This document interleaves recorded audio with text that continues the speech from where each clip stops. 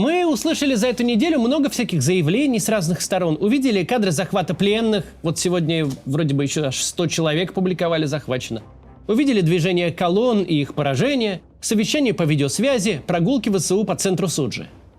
Но не было главного, чего можно ожидать, когда в крупнейшую по территории страну кто-то вторгся. Не было кадров боевых действий.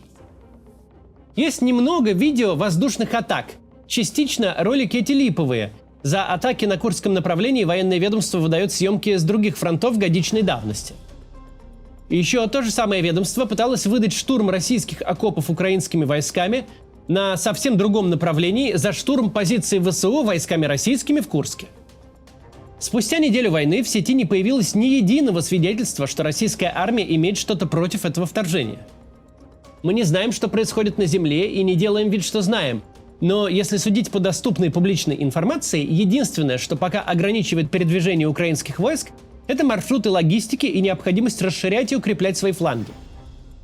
На одну минуту сделаем вид, что мы не пережили последние 2,5 года. Просто представьте, в каком 21 году. На территорию Российской Федерации вторглась чужая армия. И никто вроде бы как не собирается ее прогонять. У этой армии есть свои задачи, не будем фантазировать какие, но она их выполняет на территории России, при полном безразличии тех, кто по идее должен бы эту территорию защищать. Это же изумительно.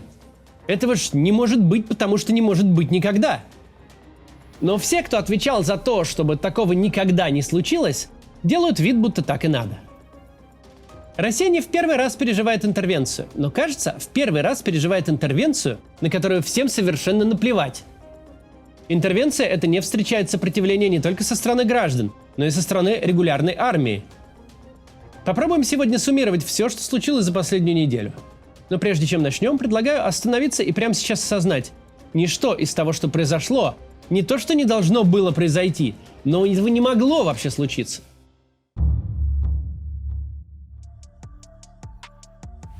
Продвижение иностранных войск по российской территории – это ненормально. Оккупация российских райцентров ненормально. Все происходящее сейчас не укладывается ни в какую рамку нормы и не должно стать для нас частью нормы.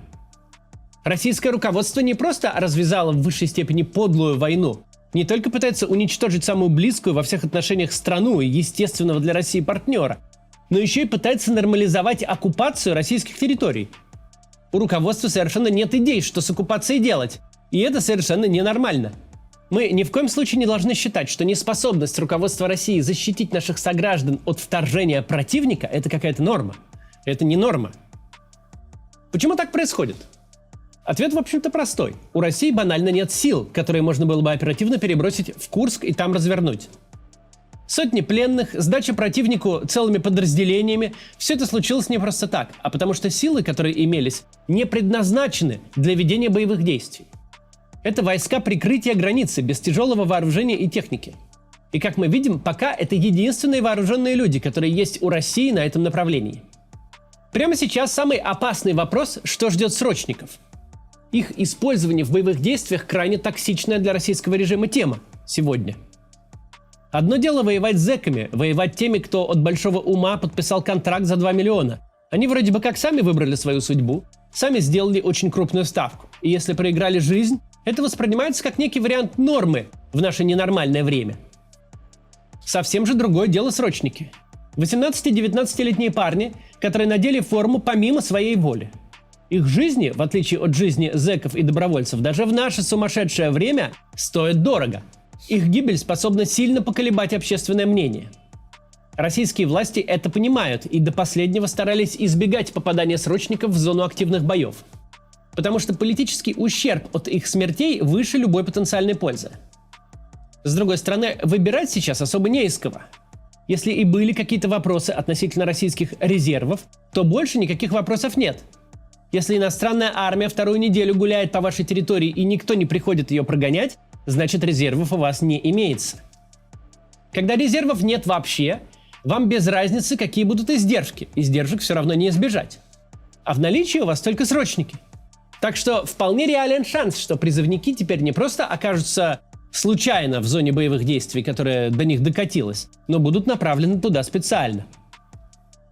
Об этом, кстати, и по телевидению говорят вполне себе. Конечно, когда был прорыв. Мне тут все говорят, что вы там, как вы можете срочников использовать, вы там о чем говорите.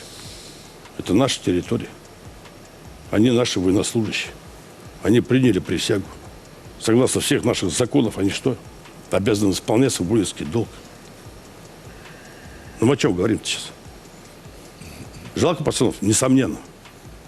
Но мы раньше-то воевали именно ими. В Афганистане никаких контрактников не было. В Красной армии контрактники были? Родители срочников, которых собираются перебросить к границе, пишут жалобы и обращения. И это очень верно и очень важно в данный момент. Российское начальство, как всякий гопник, постоянно проверяет границы допустимого до тех пор, пока не встретит сопротивление. Если окажется, что отправка срочников на смерть – это не скандал, начальство решит, что так можно. Что зря они берегли такое количество единиц личного состава, зря считали их неприкосновенными. И тогда срочники не только окажутся под Курском, но и будут брошены в мясные штурмы на Донбассе. Ведь если срочников в принципе можно использовать в боевых действиях, то ими можно воевать везде. То, как разрешится ситуация со срочниками, крайне важно. Последствия решений, которые будут приняты в ближайшее время, останутся с нами надолго. Поэтому так значима сейчас активность родителей и правозащитных организаций. Инициативы повоевать призывниками не должны пройти тихо и без ущерба. Не должно это нормализоваться. Срочники не единственная новая группа на войне. Прямо сейчас Авито до предела набит вакансиями разнорабочих на рытье окопов. За то, чтобы помахать лопатой возле армии противника, предлагают от 5 до 10 тысяч рублей за смену. Настолько все плохо, настолько никого нет, что даже функцию инженерных войск должны выполнять гражданские паденщики. Тут сразу возникает соблазн вернуться к теме мобилизации. Ведь атака на Курскую область показала, у Путина банально нет людей в количестве достаточном, чтобы вести эту войну.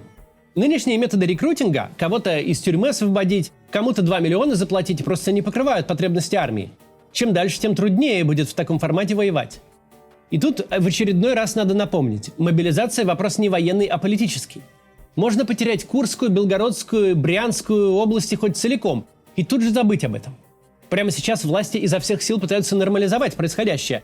Федеральные новости преподносят хронику боев на российской территории как прогноз погоды. ВСУ что-то типа циклона, который движется с запада на восток. Ожидается солнечная погода, а ближе к полудню возможны интенсивные боевые действия и выпадание осколков. Так освещают это. Нынешние возможности аппарата пропаганды позволяют забывать и не замечать практически что угодно. Мы уже давно проехали станцию, на которой удары по России становились новостью. Никто уже не публикует кричащих заголовков о том, что украинские дроны разнесли очередное нефтехранилище или аэродром. В таком контексте оккупация приграничной российской территории не то чтобы что-то принципиально меняет. Это не то, чего нельзя забыть, а значит, по пропаганде, забыть это нужно. Нет сил отбить кусок своей территории, нет лишних войск, ну значит нет. Значит, скребем по сусекам, личный состав и технику с других направлений, срочников собираем, гражданских, чтобы рыли окопы. Но никакой мобилизации. Это слово в официальном дискурсе де-факто забанено. Можно ли так жить? Можно. Россия большая страна. Утрата контроля над какими-то приграничными районами устойчивости режима, в общем-то, никак не угрожает. И режим это понимает. Да, чужие войска на собственной земле – это угроза имиджевая, медийная. Это унижает, портит репутацию, разрушает картину мира у тех, кто уже решил, что Путин непобедим, и с ним можно только униженно договариваться. Это ослабляет власть в долгосрочной перспективе. Ведь что это за власть такая, которой можно так по мордасам надавать без последствий? Но ничто из этого не создает физических рисков в моменте. Как бы далеко ни продвинулись ВСУ, какую бы территорию ни взяли под контроль, до Москвы они не дойдут. Путина на фонаре не повесят. А это значит, что в его глазах нужно не физически защищать рубежи, а снижать политический ущерб. Выдавливать тему из повестки. Что и делается.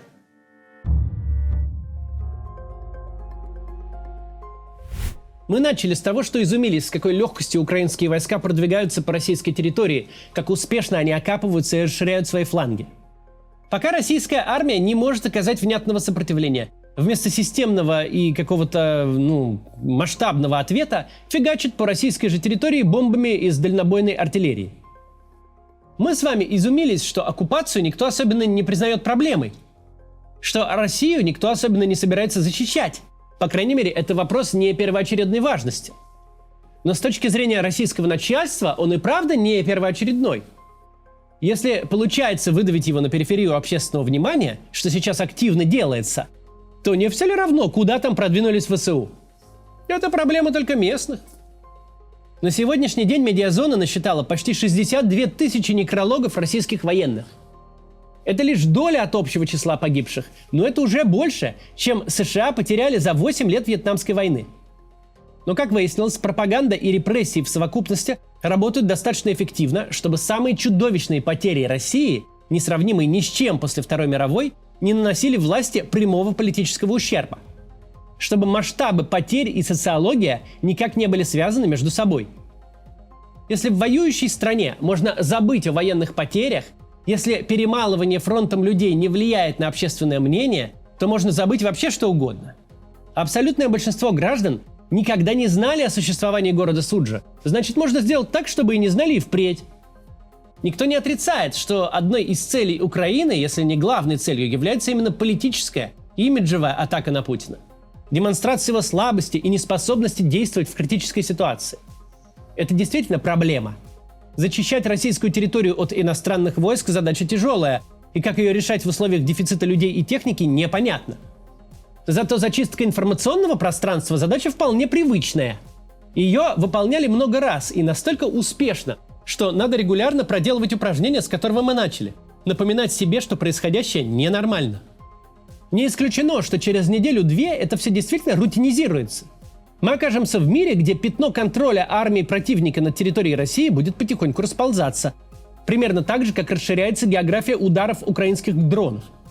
А единственным, кто продолжит об этом говорить, станут иностранные агенты, нежелательные организации и экстремистские СМИ.